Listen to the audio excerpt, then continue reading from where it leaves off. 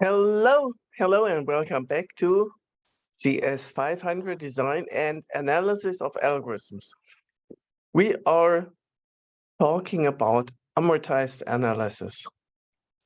We have motivated amortized analysis with the binary counter, and we've seen that it makes possibly a big difference of which operations are supported by the binary counter.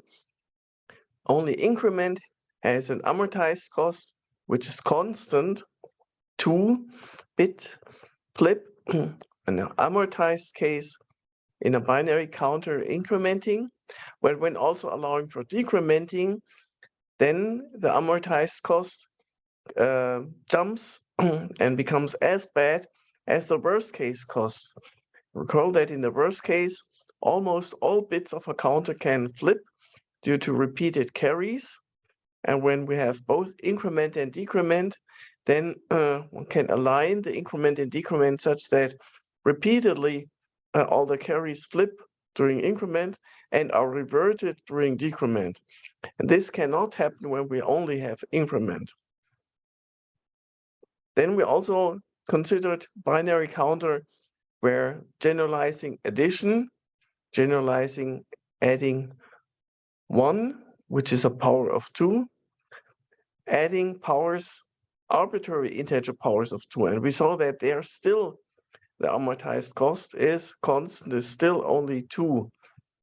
And this is something we're going to use today when we perform an amortized analysis of another interesting data type, namely a priority queue and its realization by means of a Fibonacci heap. Fibonacci heap is a generalization or built on the binomial heap. Binomial heap has very good worst case behavior, logarithmic time, but Fibonacci heap has constant behavior for most operations in the amortized sense. So let me start by sharing the slides about Fibonacci heap.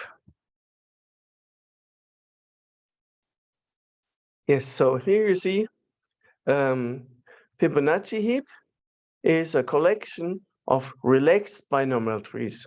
And relaxed binomial trees are a generalization of the strict binomial trees that we know well from binomial heaps.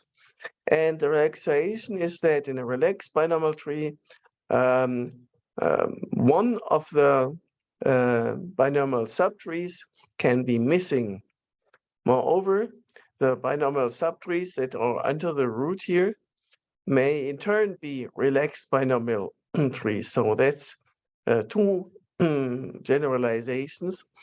And we've been able to analyze the size of such a relaxed binomial tree, and we could show that in spite of this relaxation, they still have an exponential number of nodes, and thus conversely, in terms of the nodes, their order is at most logarithmic, and the order determines many algorithmic properties, as you recall.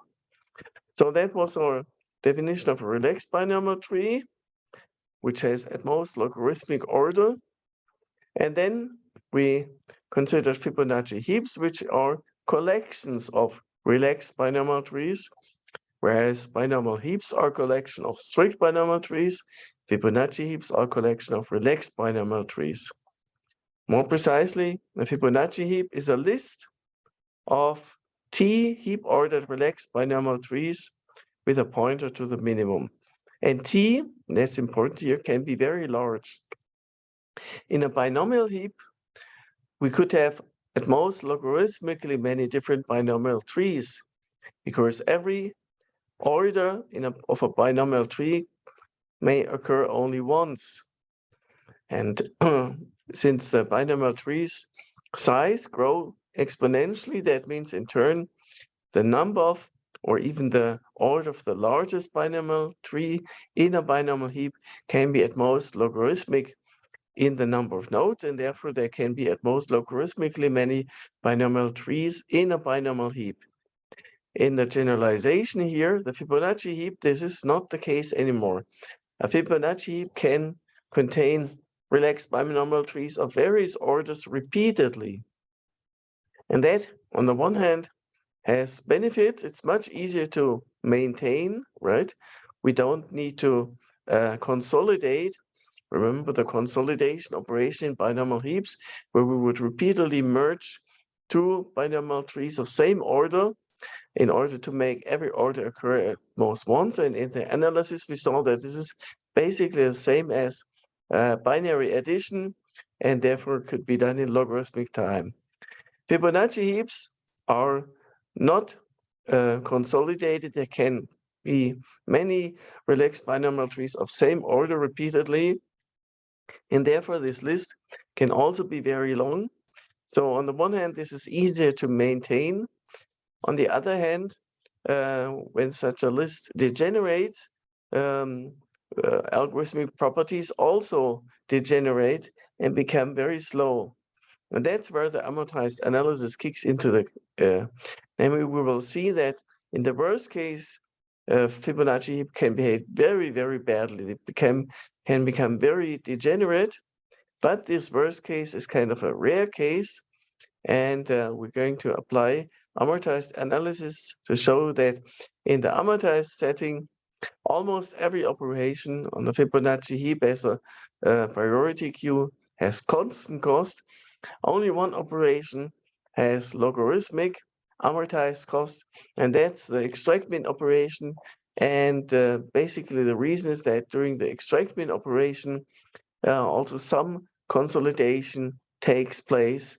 And we, of course, need to analyze the cost of that consolidation, which can be very large, but we need to amortize that and show that in the amortized setting, this cost is only logarithmic. So that's what we're going to do today. And here's a overview of the operations of a priority queue and the amortized cost of these operations when the priority queue gets realized using Fibonacci heaps. First, there's the aforementioned ExtractMin operation, which you already know. You all know all these operations from binomial heaps. And binomial heap, ExtractMin had logarithmic worst case cost. In a Fibonacci heap, it has very large worst case cost, up to linear worst case cost, but only logarithmic amortized cost. Next comes a DecreaseKey operation, which on a binomial heap had logarithmic worst case cost. In a Fibonacci heap, again, DecreaseKey can have arbitrary large linear worst case cost, but amortized cost we will show to be only constant. Merge operation.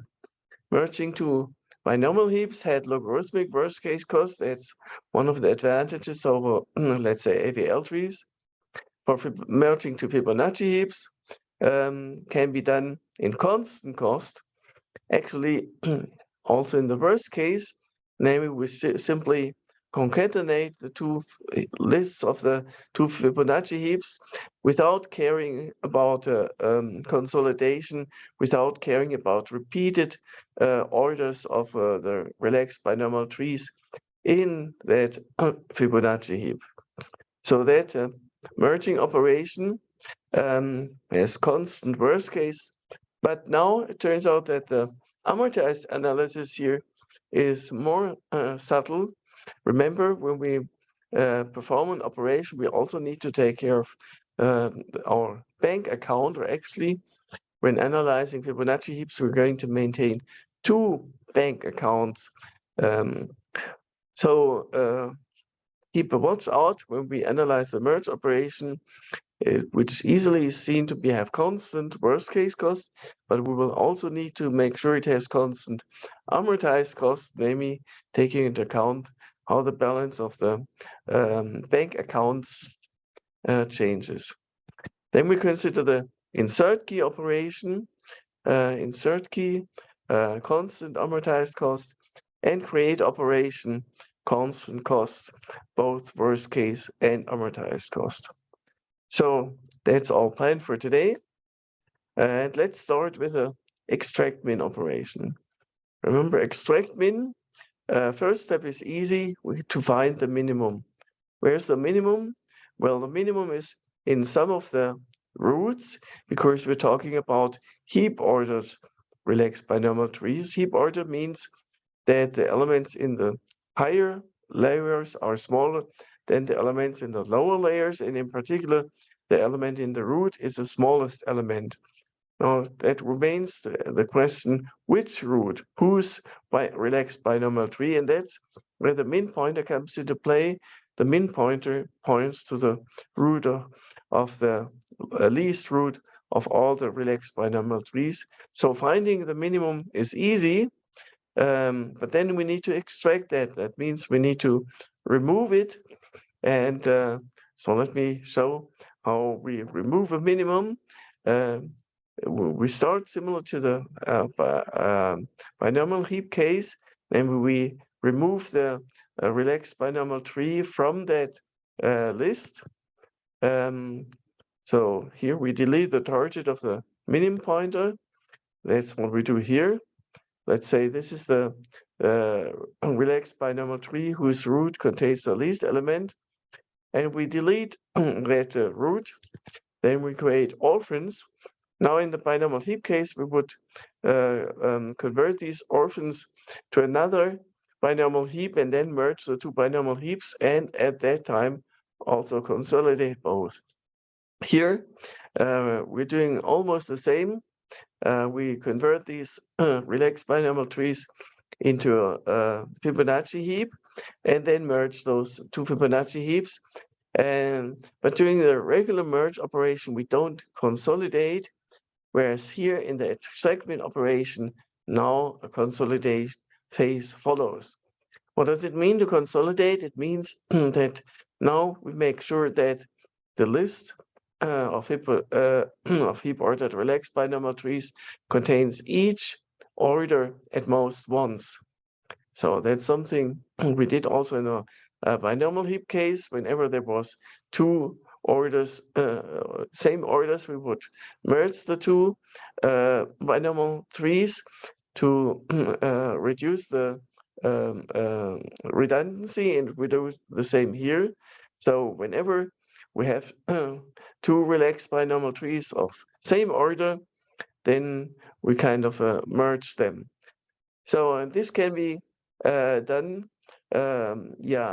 by kind of repeatedly adding powers of 2 using such an array.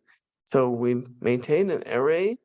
Notice that after the consolidation operation, there can be at most logarithmically many different orders, because we saw that the size of a relaxed binomial tree is exponentially in the order, and conversely that the order is at most logarithmic in the size, and after consolidation each order occurs at most once. So that means we have at most logarithmic. And here we maintain an array that records which orders are already present, and when we walk through that list, and whenever we encounter a relaxed binomial tree of some order, we look into the array whether this order is already present in our consolidated output heap, in our output list. If not, then we simply add that relaxed binomial tree order to the output list and mark the corresponding array element as occupied, so that this order is now occupied. However, if that already has been occupied, then we consolidate, we merge the two relaxed binomial trees of the same order to obtain a relaxed binomial tree of larger order. Now, as you recall, this can result in a sequence of carries walking all the way up here, right? So first we put here pointer to a relaxed binomial tree of order 2 here. And when we add another relaxed binomial tree of the same order, then we consolidate them, we merge the two into one of higher order. That's what we do here. But this can happen repeatedly all the way up. only for merging, for adding one additional relaxed binomial tree of to the new list. So that can have logarithmic worst case cost, just like incrementing a binary counter, or more generally like adding a power of 2 to binary counter, that can have utmost logarithmic cost. And when we add the next relaxed binomial tree in our Fibonacci heap to consolidate it, then maybe we need to do the same again. Again, have carries, again have logarithmic a long cascade of carries. So that means the overall worst case cost can be log n times t, the number of relaxed binomial trees in the list.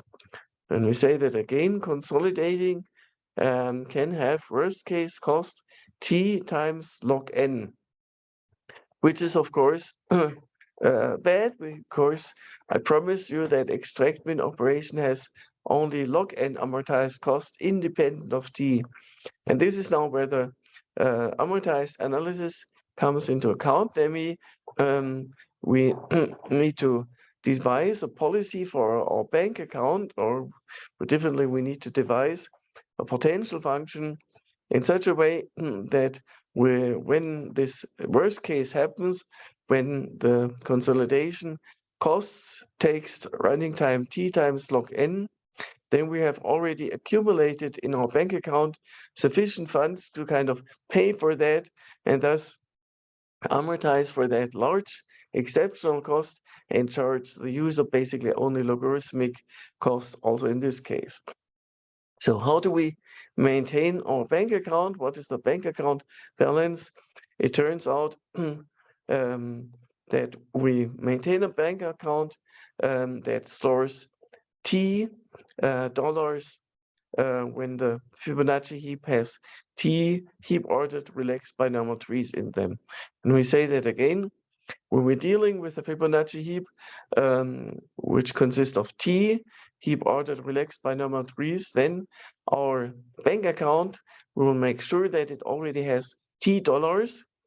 And now what I want to show you is that the then consolidation actually has only cost t plus log n. So let me say that again. I'm going to show that consolidating the list has cost t plus log n, and the t is taken care of by our bank account balance. So that the actual amortized cost will indeed be only log n. Now, why is the cost actually t plus log n? Why I previously told you that the cost is t times log n? Well, that's exactly the overestimate, right? What we're doing here is kind of adding t binary powers, right? So every relaxed binomial tree has some position here, and this is kind of imagine this is to be our binary counter, and we add 1 to some position in this binary counter, and adding 1 to some position means kind of like adding an integer power of 2. And as you recall, repeatedly adding integer of powers of 2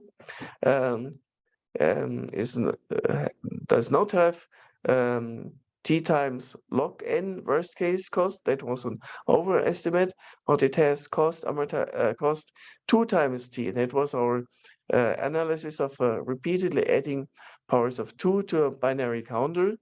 So repeatedly doing that has actually cost 2 times t.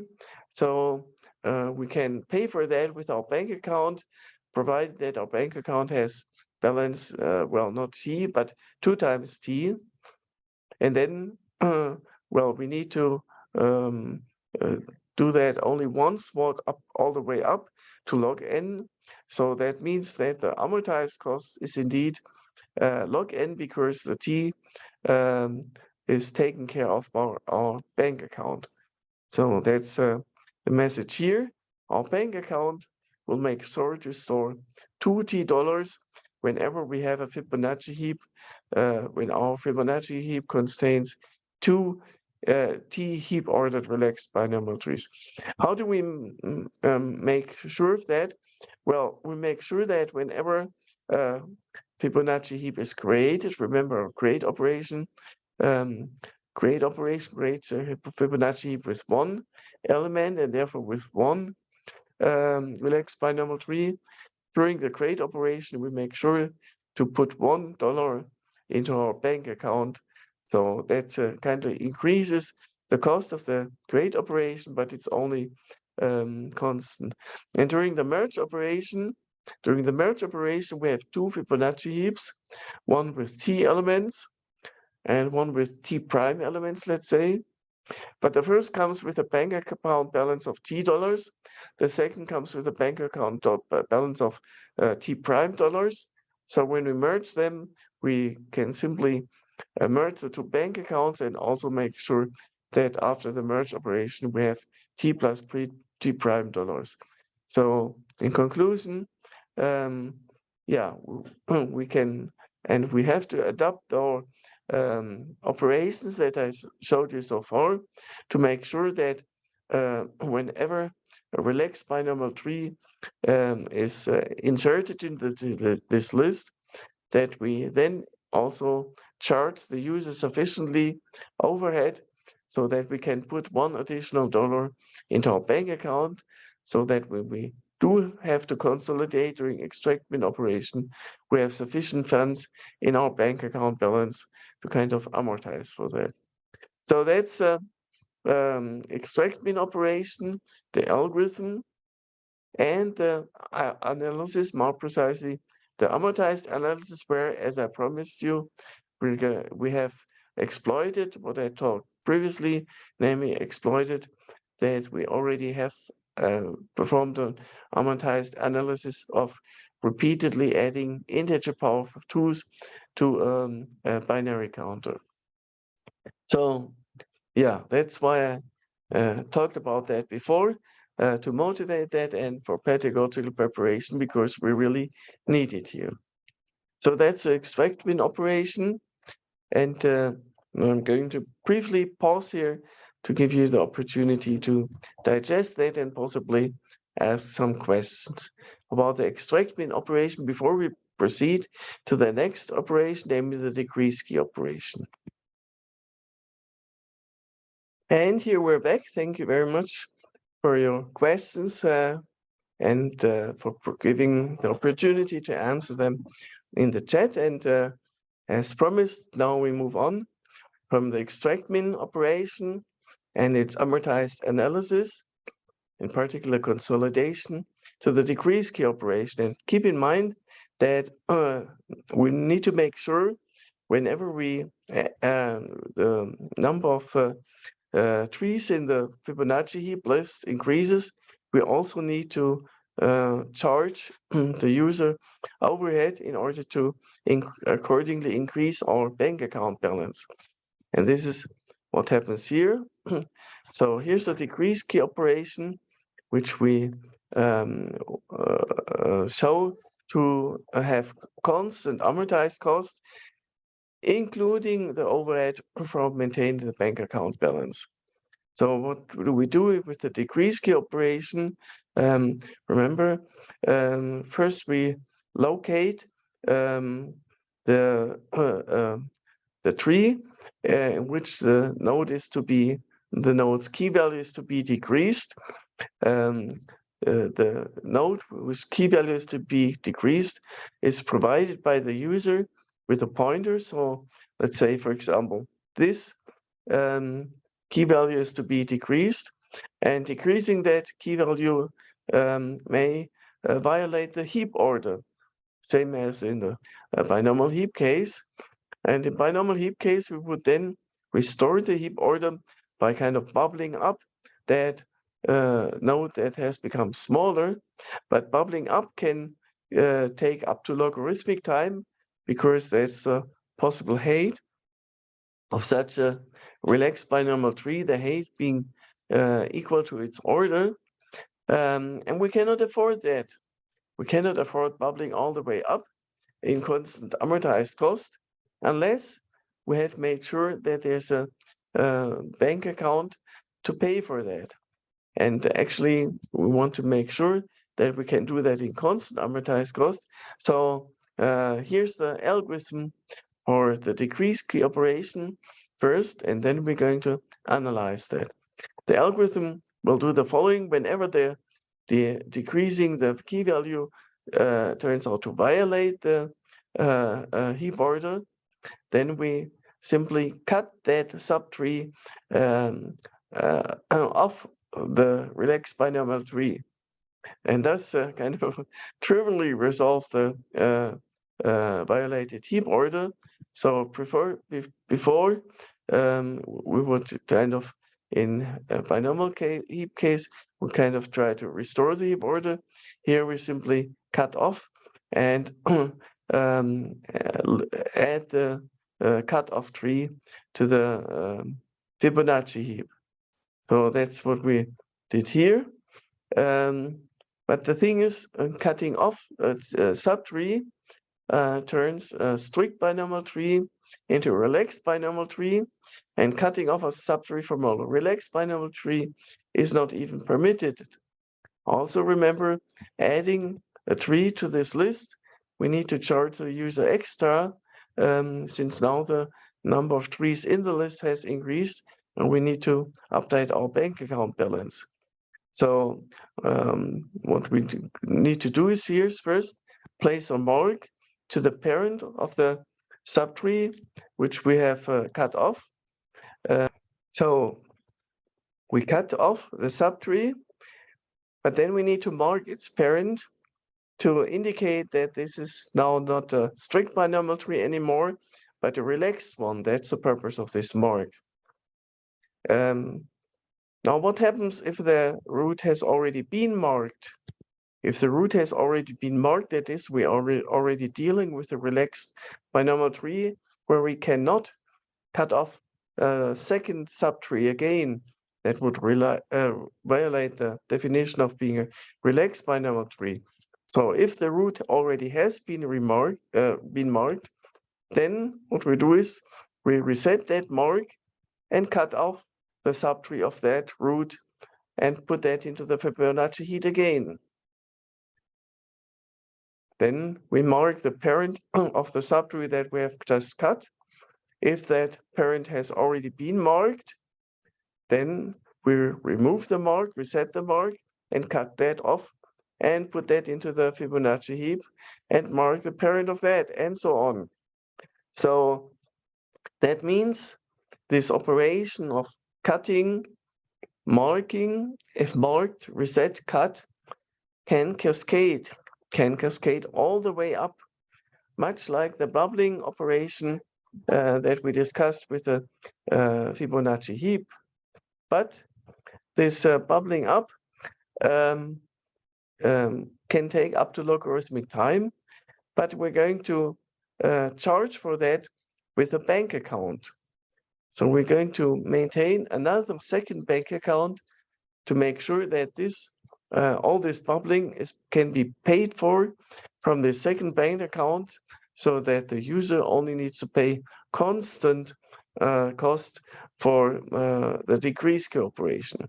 But there's a second caveat to observe, namely, doing all this cutting and operation, repeatedly cutting, possibly, each time the number of trees in the Fibonacci heap list increases.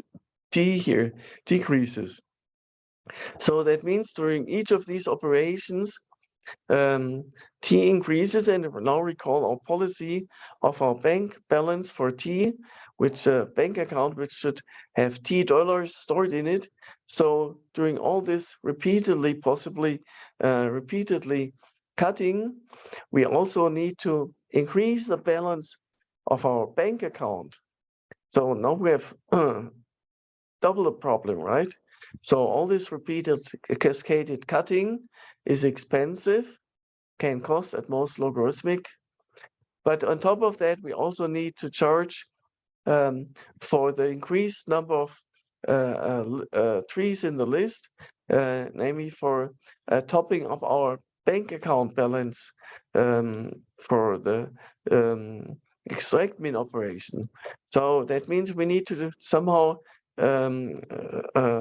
acquire twice the funds once to pay for the running time of all the cascaded cutting and marking and then again the same cost the second time to top up our bank accounts which is supposed to have $T.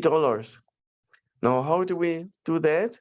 Well, as I said, we're maintaining a second bank account, which stores $2M, where M denotes the number of marks. So this cascading operation can be very costly, but let M denote the number of marks in our entire Fibonacci heap, in the current relaxed binomial tree, plus in all other relaxed binomial trees. M, the number of marks. And we're going to maintain a second bank account that has $2M stored in it. Now, that means when this cascading is very expensive. That's only expensive when we repeatedly encounter a mark, right? When there's no mark, then the cascading stops. Then we put a mark on that node and we're done. Only when there's already is a mark, then the cascading continues. But then also we have a lot of marks, that means we have a lot of cash in our second bank account, $2M, from which we take $M to pay for all the cascading. Each cascading operation takes constant algorithmic cost, and we kind of pay for that using $M withdrawn from our bank account. And then we withdraw another $M from our bank account and put that in the bank account for the T dollars. Because when we repeatedly cascade, then we reset the number of marks, but we put that many trees into the list. So withdrawing $M from our one bank account and putting them into the other bank account, make sure that the other bank account still has T dollars in it. Now with T taking into account the increased number of trees in our Fibonacci heap list. So that's a message about the DecreaseKey operation. Algorithmically, we saw that here. And then our amortized analysis, that's where where our second bank account comes into play. So now we have two bank accounts, one that maintains T dollars, for T the number of trees, and another bank account that maintains $2M, M the number of marks that we currently have. And that also means whenever we place a mark somewhere, we need to charge the user $2 extra to put $2 into our M bank account. But $2 is constant, so maintaining the M bank account is easy, but we need to review the previous operations whenever an operation would create a mark. So that concludes our discussion of the DecreaseKey operation. The algorithm is here. We saw that the algorithm can have at most logarithmic worst case cost, but we also saw that we can run that algorithm with constant amortized cost by maintaining a second bank account with $2M, where M denotes the number of marks in our current Fibonacci heap. And we also saw that we need to kind of transfer money from this M bank account into the T bank account, because we need to keep up with our own policy for the T bank account. With this now modified policy of two bank accounts, the amortized cost of DecreaseKey indeed becomes constant. Now, this is a subtle procedure, this DecreaseKey operation with the repeatedly cutting subtrees, marking parents, if already marked, then cascade up otherwise stop. So let me illustrate that with an example. So that's what we're going to do now. So let's first start with a simple example, namely here one simple relaxed binomial tree without mark. So let's suppose the user wants us to decrease the key value here of this leaf from 50 to 19. So that's one user invoking the decrease key operation. And what we do, now we observe that the heap order has been violated. And what we do is, according to our policy, we cut off the violating subtree, which is just a single node.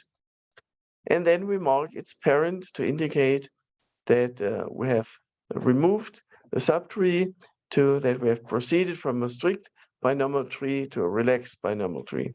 This is what you see here. We cut off the node violating the heap order. We place it into the list of the Fibonacci heap, and we mark the parent of the subtree, which we have kind of pruned. So that's a simple case, because in this case, now we're done. There's no cascading happening there because the parent is not yet marked. Things become complicated and start to cascade in case the parent already is marked. So let's consider such an example. So here we see a more involved example for Fibonacci heap, here with three Fibonacci with three binomial trees, 1, 2, 3. This is a list, and observe that this one is already relaxed one, actually contains 2 marks, one here and one here, and this is also marked and this is not marked. And now let's suppose that the user wants us to decrease the key value here of this node from 42 to 21. Okay, so for the sake of example, this 42 is supposed to be replaced by 21. So that's our first step of the decrease key operation. Now we have violated the heap order here. So what we do, we cut off this subtree and place it into the list, right? So that's what we do next. Cut off the subtree and place it here into the list. Now it's here. Also, we mark the parent of that subtree, 22, to indicate that a subtree has been cut off. That's what we do here. Now, that means we have increased the number of marks. So we charge the user $2 for that, right? So that's our policy. Okay, now let's move on with this example. So here's a parent mark. And now let's suppose that now the user wants us to decrease key here from 34 to 25. Okay, so decrease key here from 34 to 25. Again, that results in a violation of the heap order. So we cut that off, that subtree, put it into the list, but we need to mark the parent because we have cut off a subtree. However, the parent already is marked. So that means we cannot place a second mark. Instead, we need to cascade up. So first step, cut off child, put the child into the list, but the child, this is the second time a child has been cut. So that's when we cascade up. What means cascade up? We cut off that entire subtree here, put that subtree into the list as well, and then mark its parent. But the parent again is already marked. So what we do, we cut off that parent, move it into the list, and mark that. And then we're done. because that's already a root node, and by policy, this is a confusing. Root nodes never get marked, so this is not a good illustration. But this, so far, it's a good illustration of how this repeatedly cutting, marking, and if already marked, cascade up can happen repeatedly. And whenever that happens, we kind of take money from our bank account with the $2M, M the number of marks, and place according number of dollars into a bank account with the $T, T the number of trees in our Fibonacci list. So to conclude, Fibonacci heap is a variant or generalization of the binomial heap, where it's a collection of relaxed binomial trees, not strict binomial trees, where relaxed can mean two things. Either the subtrees consist of relaxed binomial subtrees, or one binomial subtree has been removed, is missing, in which case we place a mark on the root to mark this as a relaxed binomial tree. We analyzed that and saw that the depth or the maximum order of a relaxed binomial tree is still at most logarithmic in the number of nodes. And a Fibonacci heap is a list of such heap-ordered relaxed binomial trees with a pointer to the minimum. We saw that this can be used to realize the priority data type with amortized cost by means of lazy consolidation. So we would consolidate only during the ExtractMin operation, not during merge, not during the other operations. And that results in all operations having constant amortized cost, except for the ExtractMin operation, which has logarithmic amortized cost. And in order to establish this amortized analysis, we have generalized our previous method with a bank account, now using two bank accounts. Two bank accounts, one with balance T the number of trees in the list, and another one with $2M, where M denotes the number of marks. And during the DecreaseKey operation, which can have large worst case cost, but if it has, then it means that we repeatedly have marks already present. We cascade up, and whenever we have a mark present, this mark gets reset, and therefore kind of freeing up $2 from our M bank account, from which we take $1 to charge the computational cost of the one step in the cascading phase, and the second dollar goes into the T balance because we increase the number of trees in the list, and then we cascade up, possibly again taking into account $2 from our bank account, putting one here, and using another one to charge for our algorithmic cost. But based on our analysis, that means we already have a lot of balance in our second bank account, and thus can charge the user in an amortized setting only constant cost for the DecreaseKey operation. So that concludes our discussion of the Fibonacci heap as one way of realizing a priority queue, and as application. Application is a minimum spanning tree, and let me remember algorithms for minimum spanning tree, Prim algorithm and Kruskal's algorithm. And remember what is the definition of a minimum spanning tree? We talked about that in CS 300, Introduction to Algorithms.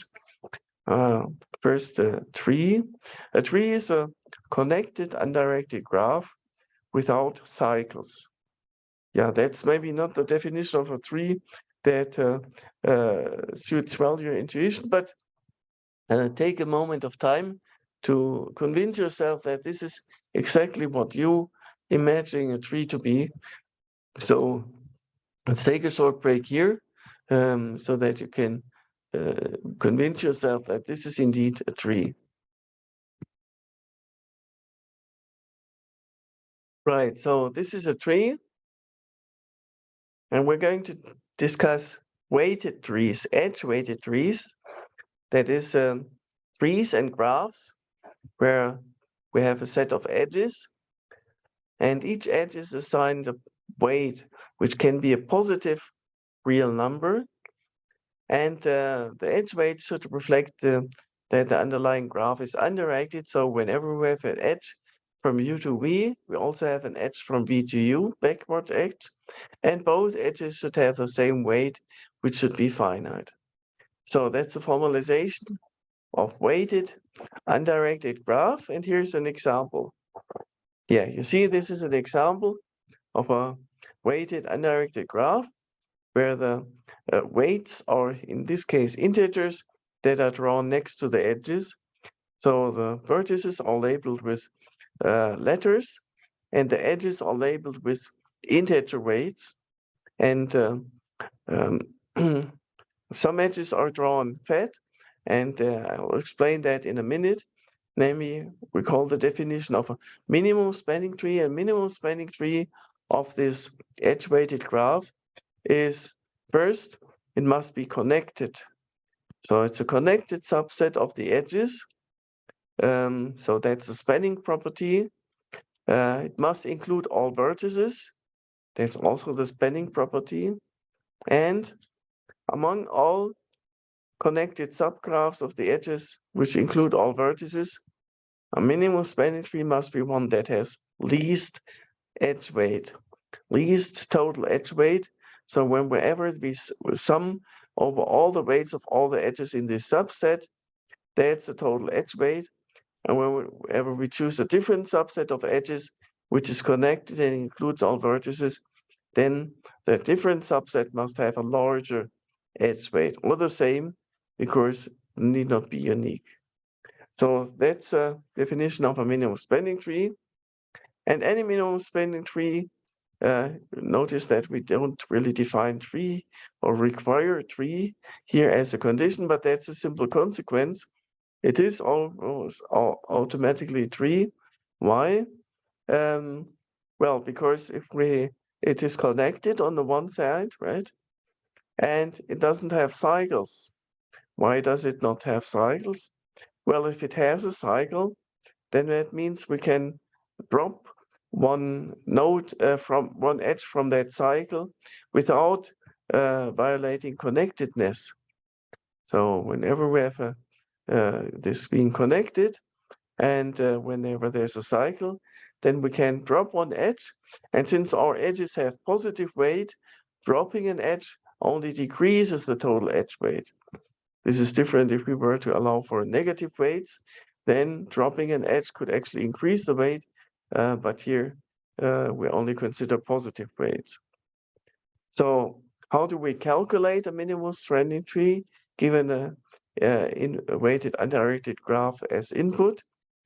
Well, naively, one could try all possible subsets of the edges, whether they satisfy these three conditions.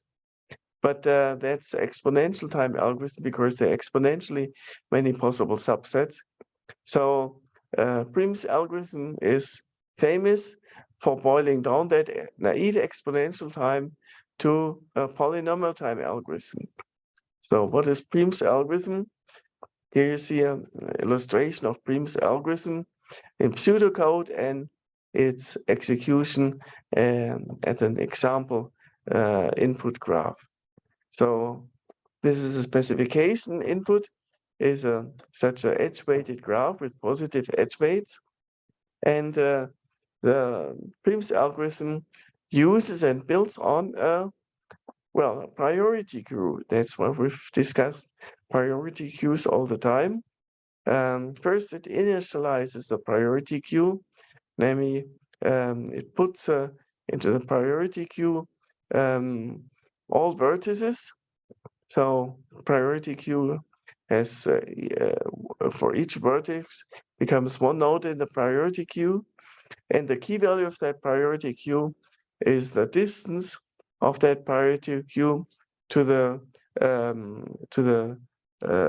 growing spanning tree. And initially, these are all initialized with infinity. And during the course of the Prim's algorithm repeatedly calls DecreaseKey, and thus decreasing this from infinity to finite, and then in smaller and smaller values. So the main loop of Prim's algorithm checks whether the priority queue is already empty. If it's empty, then it's done. Otherwise, it calls this ExtractMin operation. Namely, it extracts the vertex which is closest to the previous spanning tree. That's where ExtractMin comes into account. And then it updates the distance of that. So that's the DecreaseKey operation, because that vertex is now going to become part of the minimum spanning tree. So its distance to the minimum spanning tree has decreased to 0. And then it updates also the distances of all the neighbors, right? So now we've added a new vertex to the minimum spanning tree, and all its vertices, all its neighbors now may possibly end up being closer than before. So if it has neighbor, then first we add that edge to the minimum spanning tree F, the edge set, and then we look at all adjacent vertices. And if there's an adjacent vertex whose weight in the data structure, whose weight in the input graph is less than the distance according to the data structure, then we update that distance. Namely, we call DecreaseKey to replace that distance with a new edge weight W. So that's why it's called DecreaseKey. It only decreases the values, never increases. And it replaces this neighbor with this vertex. So here's an example execution of Prim's algorithm on this input graph with these edge weights. So initially, all vertices become entered into the queue, and initially the edge set F is empty. And now the algorithm starts with any vertex, let's say this vertex, and then it initializes all distances to be infinite, and then it extracts some vertex of least distance, breaking ties arbitrarily. So let's say the vertex includes is this one, and then it updates the distance.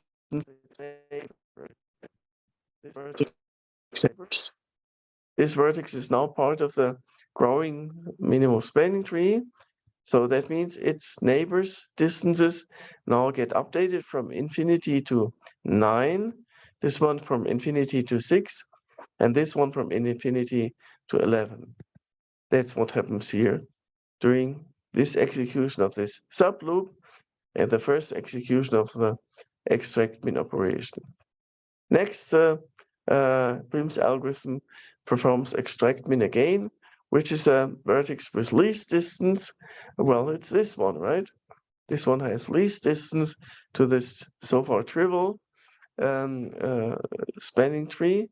So this vertex will be extracted and will join the spanning tree as well as the edge between these two vertices. That's what happens here. This edge from the new vertex to the previous vertex gets added to the growing tree. This is now a tree with two nodes and one two nodes and one edge. And then this loop updates the distances of this newly added vertex neighbors. This is a neighbor, this is a neighbor, this is a neighbor. Nothing to be done here because this is already part of the spanning tree. But here we need to update the distance from 9 to 8. That's a DecreaseKey call to DecreaseKey, reducing that from currently 9 to the actual distance 8. Also updating this from infinity to 10. That's here. Okay. Next iteration of the outer loop, ExtractMin, which is the smallest vertex according to distance, this one, right? So next, this one gets extracted, and this edge this edge gets added, right? This edge gets added to the growing spanning tree, and now in the inner loop, we need to update the distances of the neighbors of this newly added vertex. There are 4 vertices. This one is already part, so ignore that. But here, for example, the distance gets updated from 10 to 1. Here, the distance from 11 to 3. And here from infinity to 12. That's the execution of the inner loop. And so on. Next, this vertex gets extracted, ExtractMin, then DecreaseKey operation for its neighbors. This is only one neighbor from infinity to down to 2. Next, ExtractMin will extract this vertex, update its neighbors, and so on. So what you see here is gradually growing tree until it has spent everything, until we've extracted every node, until the priority queue is empty. And now let's analyze the algorithmic cost. So n, as usual, denotes the number of vertices, m denotes the number of edges, and obviously the outer loop gets executed n times because we start with a queue that contains every vertex, and during each iteration of the outer loop, precisely one vertex gets extracted, so the outer loop gets repeated n times. That's the outer loop. Now, how about the inner loop? Well, the inner loop runs over all neighbors of the vertex that has currently been extracted. So that can be, depending on the number of neighbors of that vertex. The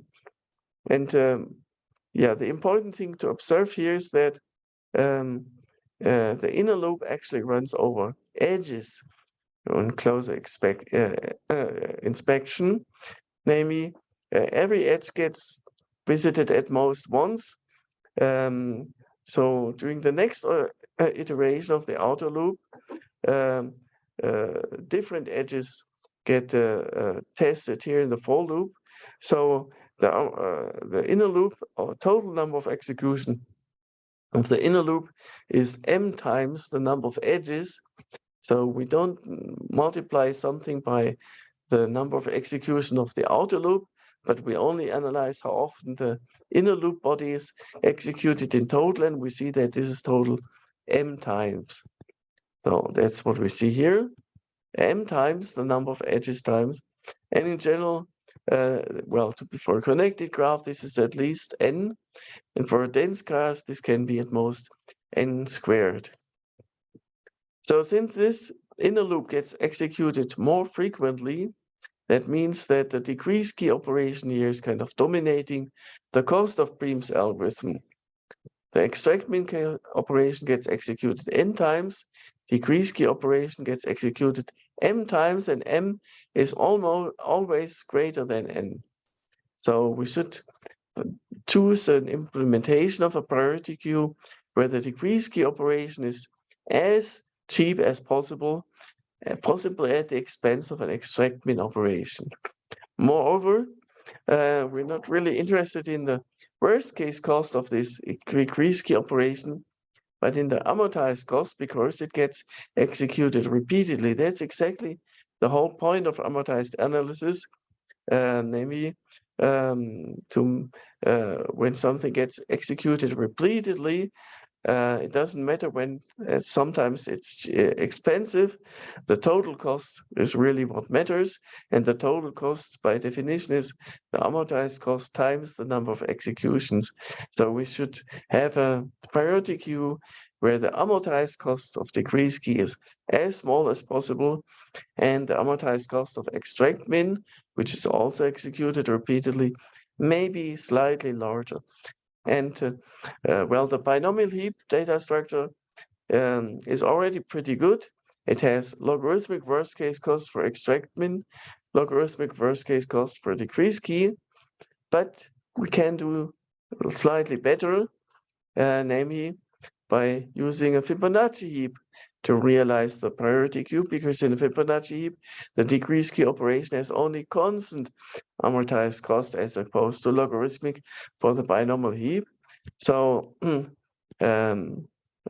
a binomial heap, the overall cost of Prim's algorithm is m times log n, m because this here execution of the loop body of the inner loop dominates the runtime, and each execution has logarithmic worst case cost, and this is only n times log n. This is neglected, but using a Fibonacci heap, we can boil it down from m log n to m plus n log n. Namely, m times constant amortized cost for the decrease key operation plus n times logarithmic amortized cost for the ExtractMin operation. So that's where the benefit of Fibonacci heap really comes into account. Okay, so that concludes our discussion of application of Fibonacci heap to accelerate Prim's algorithm.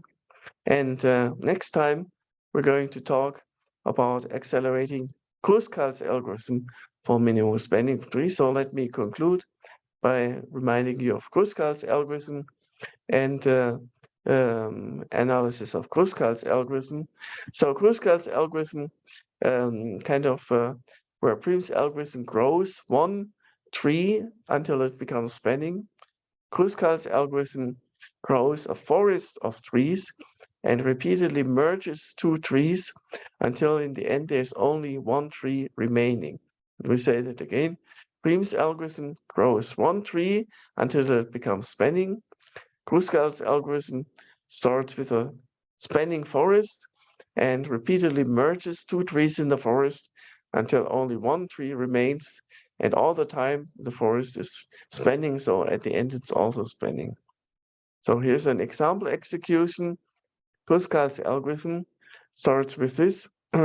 Every node initially is a trivial tree in the forest, and then two trees get merged. Namely, in this case, these two trees get merged. The two trees which are connected by a edge of least weight. So again, we have somehow to sort the edges in advance, edge weight, and then process the edges in increasing order of weight, and then combine two nodes that are connected by a least edge. And then we look at the next edge, which is the next larger edge weight. That's these two edges. No, these two, they are merged. Then come these, then these are merged.